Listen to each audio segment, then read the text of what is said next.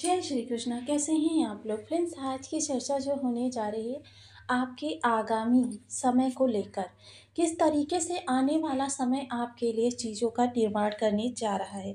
क्योंकि आज हम चर्चा करने जा रहे हैं वर्तमान समय में आपके ग्रहों की किस प्रकार से स्थिति है, इस पर विश्लेषण करने जा रहे हैं। क्योंकि समस्त ग्रहों का कुछ इस तरीके से प्रादुर्भाव हो रहा है जो आपके लिए बड़ी से बड़ी चीज़ की प्राप्ति हेतु बहुत ही अनुकूल होने जा रहा है। क्योंकि अगर हम चर्चा करें तो ये मीन राशि जो है धैर्य, संयम और अनुशासन की राशि मानी जाती है। क्योंकि देवगुरु इसके राशिपति होते हैं और देवगुरु जिस तरीके से सकारात्मकता का प्रतिनिधित्व करते हैं, ज्ञान आध्यात्म का प्रतिनिधित्व करते हैं, उसी तरीके से काफ़ी सारी चीज़ें आपके लिए बदलती हैं। जहाँ शनिदेव वर्तमान समय में आपकी लग्नगत बैठे हुए हैं, लग्नगत बैठकर इन्होंने आपके लिए कुछ ऐसी स्थितियों को निर्माण कर रहे हैं कि आपके लिए चीज़ें बहुत ही बेहतरीन तरीके से, क्योंकि बेहतरीन तरीका इसलिए भी हो जाता है क्योंकि देवगुरु पंचमस्थ हैं। अगर हम किसी भी भाव को देखें तो बहुत ही महत्वपूर्ण होता है उस भाव का आपके लिए कि प्रभाव। क्योंकि पंचम भाव वो भाव होता है कि जिसके माध्यम से आपको पिछले जन्म के संचित शुभ कर्मास का भी लाभ प्राप्त होता है। यह भाव जो होता है वो आपके अचानक लॉटरी सट्टे वाले धन को भी दिखाता है। वैसे भी अगर कहें तो ये भाव आपके ज्ञान का भी होता है, क्योंकि विचार जो निकलते हैं उन्हीं के आधार पर बुद्धि तर्क वितर्क के माध्यम से आपके लिए चीज़ें संचित करने का काम करती है। इस स्थान पर बैठकर इन्होंने नवम दृष्टि आपकी लग्न पर बनाई है, यानी कि स्वयं की राशि को देख रहे हैं। जब ये स्वयं की राशि को देख रहे हैं जिसकी वजह से लग्न काफ़ी बलशाली हो रही है, यानी आपका भाव ये काफ़ी ज़्यादा बलवान हो रहा है। और व्यक्ति जब स्वयं सक्षम होता है तो बाहर से आ रही व्याधियों से भी वो निपटने में काफ़ी ज़्यादा सतर्क होता है। जैसे कि अगर इसे हम एक उदाहरण के तौर पे समझें तो जब आपके अंदर की इम्यूनिटी स्ट्रांग होगी तो काफ़ी सारी ऐसी डिजीज़ेज़ होंगी कि जो आपको पता भी नहीं चलता है कब आपकी इम्यूनिटी ने उनसे फाइट करके और उनसे आपका बचाव कर लिया। सेम यही चीज़ें होती हैं जब व्यक्तित्व आपका इतना ज़्यादा प्रभावशाली होने वाला है तो आसपास क्या चल रहा है बहुत सारी निगेटिविटी आपको पता भी नहीं चलेगी और गुरु यहाँ से आपकी रक्षा करने का कार्य करेंगे। वहीं लग्न में बैठे हुए शनिदेव महाराज जो इस समय बहुत ज़्यादा सकारात्मक रूप से आपके लिए प्रभावशाली हो रहे हैं। देखिए इनकी तिथियों की भी हम चर्चा करेंगे कि किस दिनांक से किस दिनांक तक ये ग्रह आपके लिए बहुत ज़्यादा प्रभावशाली रूप ले रहे हैं। वहीं चर्चा करें अगर भाग्येश का, भाग्य भाव में बैठकर आपके लिए बलवान स्थिति का निर्माण करना, क्योंकि ये धर्म त्रिकोण आपका बेहद बलवान अवस्था में है। तो चर्चा को आगे बढ़ाते हैं, चीज़ों को विस्तार से लेके जाते हैं, क्योंकि कर्म सकारात्मकता और पराक्रम का विशेष अद्भुत संयोग और इनकी विशेष तिथियां जब से ये आपके लिए बहुत ज़्यादा अनुकूल समय का निर्माण करने जा रहे हैं और यह चीज़ें आपके लिए काफ़ी लंबे समय बाद बनने जा रही हैं जब आपके लिए चीज़ों में काफ़ी ज़्यादा विस्तार, सकारात्मकता, दिग्दर्शिता और मार्गदर्शन, ये सारी चीज़ें आपको प्राप्त होती हुई दिखाई देंगी। तो बने रहिए हमारे साथ इस वीडियो में एंड तक, आपको बहुत कुछ जानने के लिए मिलेगा। वीडियो बहुत ज्ञानवर्धक होने वाला है। यदि आपकी लग्न में यानी कुंडली के प्रथम भाव में 12 नंबर बना हुआ है तो ये राशिफल आपके लिए, कुंडली में कहीं भी चंद्रमा के साथ 12 नंबर बना हुआ है तो ये राशिफल आपके लिए, कुंडली ना होने की स्थिति में आप इसे नाम राशि से भी देख सकते हैं। यदि अभी तक आपने अपने इस चैनल को सब्सक्राइब नहीं किया है तो प्लीज़ सब्सक्राइब कर लीजिए, वीडियो को लाइक कर दीजिए, चैनल को शेयर कर दीजिए। इससे होगा क्या कि हमारे आने वाले हर वीडियो की नोटिफिकेशन मिल सकेगी आपको सबसे पहले। एक प्यारा सा कमेंट करना बिल्कुल ना भूलें। कमेंट से हमें बहुत मोटिवेशन मिलता है, हौसला मिलता है और ये पता चलता है कि आप और क्या जानना चाहते हैं। तो देखिए जैसा कि हम सभी लोग जानते हैं देवगुरु पंचम भाव में आते ही कारक हो जाते हैं। अगर किसी के लग्न में या पंचम स्थान में या नवम स्थान में देवगुरु हों या इनकी दृष्टि पड़ रही हो तो फिर समझ लीजिए कि ऐसा व्यक्ति बहुत ही कह सकते हैं भाग्यशाली है। क्योंकि भाग्य की उत्पत्ति जो होती है या तो भाग्येश के द्वारा या लग्नपति के द्वारा या देव गुरु के माध्यम से। देखिए किसी भी व्यक्ति के लिए सबसे महत्वपूर्ण होता है भाग्य, क्योंकि भाग्य जब साथ होता है तो अनुकूलता उसके साथ चलने लगती है, उसकी सहगामी हो जाती है। और जब भाग्य साथ नहीं होता तो उसकी सहगामी होती है प्रतिकूलता। किसी व्यक्ति से आप नॉर्मल सी मदद मांगने चलिए जाएं कि भाई मेरे साथ वहाँ से वहाँ तक चल, जब भाग्य साथ नहीं होता वो व्यक्ति भी मना कर देता है, अपनी असमर्थता जाहिर कर देता है।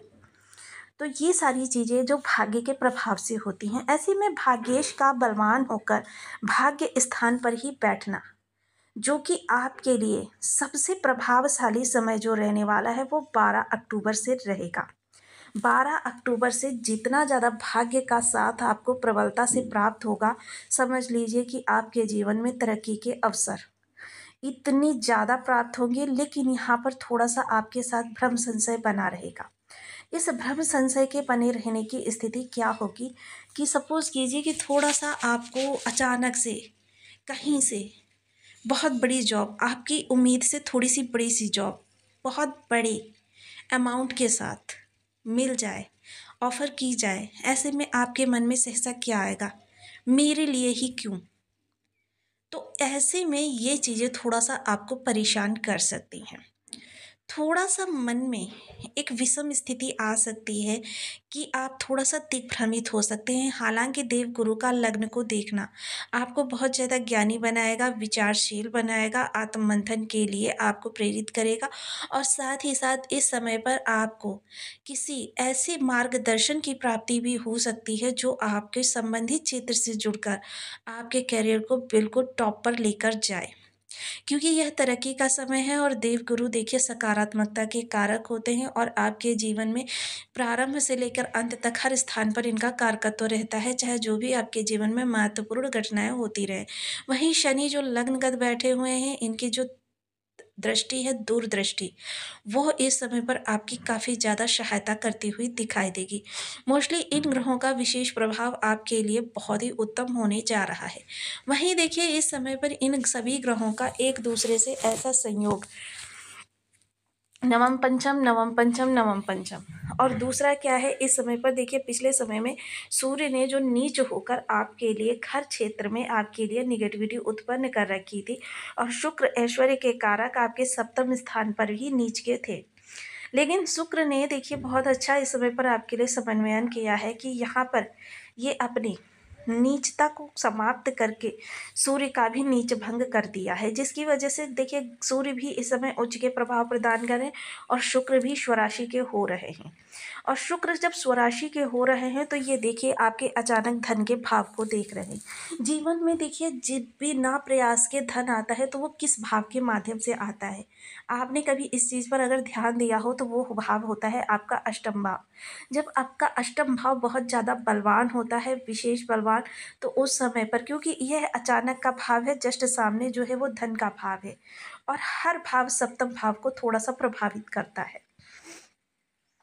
ऐसे में जब भी बिना प्रयास के आपको बहुत ज़्यादा धन प्राप्ति की आवश्यकता हो, ऐसे में आपको अपना अष्टम भाव बेहद प्रबल कर लेना चाहिए। अष्टम भाव प्रबल करने से देखिए 2-3 फायदे हो जाते हैं। एक तो फ़ायदा ये हो जाता है कि आपके अचानक धन आगमन के सोर्सेस बनने लगते हैं, विस्तार लेने लगती हैं ये चीज़ें। दूसरा क्या होता है, जब आपके पास अचानक का ये भाव प्रबल होता है तो समस्याएं तो आती हैं। देखिए कोई भाव प्रबल होने का मतलब ये नहीं होता है कि उस भाव से संबंधित आपके जीवन में समस्याएं नहीं आएंगी, परेशानियां नहीं आएंगी।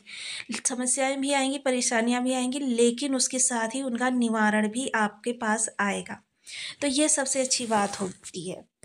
अब यहाँ पर चर्चा करें, क्योंकि सूर्य जो ग्रहों के राजा हैं और राजा होने के साथ साथ कैरियर के भी, सफलता के भी कारक है। कैरियर में एक किसी मुकाम पर पहुंचना हो तो सूर्य को भी अनुकूल करना पड़ता है। देखिए मोस्टली मैंने आपको काफ़ी वीडियोस में ये चीज़ बताई है कि किसी एक ग्रह की सकारात्मकता के प्रभाव से आप किसी भी चीज़ को नहीं प्राप्त कर पाएंगे। हर चीज़ में 9 ग्रहों का अनुकूल होना आवश्यक होता है। चाहे आप अगर धन की भी चर्चा क्यों ना करें, धन प्राप्ति में आपके लिए देखिए भावपति, राशिपति, जो ग्रह वहाँ पर बैठा हुआ है, नक्षत्रपति, नवांशपति, काफ़ी सारे ग्रहों का वहाँ पर योग होता है और हर ग्रह की जब अनुकूलता प्राप्त होती है, तब हमें धन प्राप्त होता है। सेम यही चीज़ संतान के लिए कही जा सकती है, क्योंकि भाव में किस-किस ग्रह का प्रभाव है, ये देखना बहुत आवश्यक होता है। जिसके माध्यम से अगर गोचर कुंडली की चर्चा करें, तो गोचर कुंडली इस समय पर आपके लिए काफ़ी अनुकूल हो रही है। आपके लक्ष्यों की प्राप्ति है, तो अचानक धन इस समय पर आपके योग ज़बरदस्त हो रहे हैं। और वहीं अगर गुरु की सकारात्मकता, तो आपको 7 दिसंबर तक प्राप्त होती रहेगी।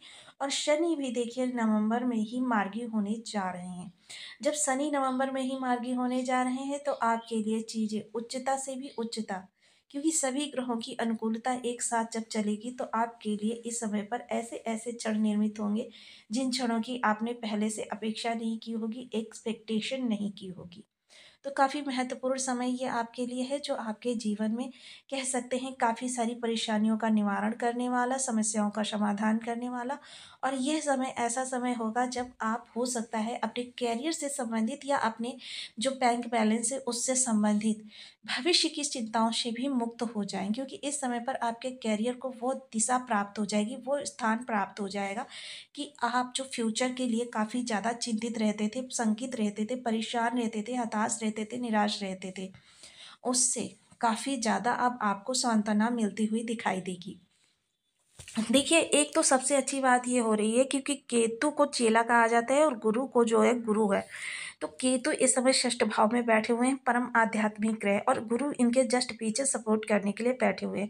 जिसकी वजह से जो एनवायरनमेंट होगा केतु का बहुत अच्छा होगा, जो आपके करियर के भाव को एक भाव को पकड़े हुए हैं, यानी कि द्वितीय चरण को, क्योंकि 3 चरणों से मिलकर आपका करियर बनता है। जब ये त्रिकोण प्रबल होता है, आपका कैरियर भी ऊंचाई की ओर जाने लगता है। उस ऊंचाई पर, उस मुकाम पर पहुंच जाता है, जिस मुकाम की आप काफ़ी लंबे समय से प्रतीक्षा कर रहे थे, या कह सकते हैं जिसके लिए अभी तक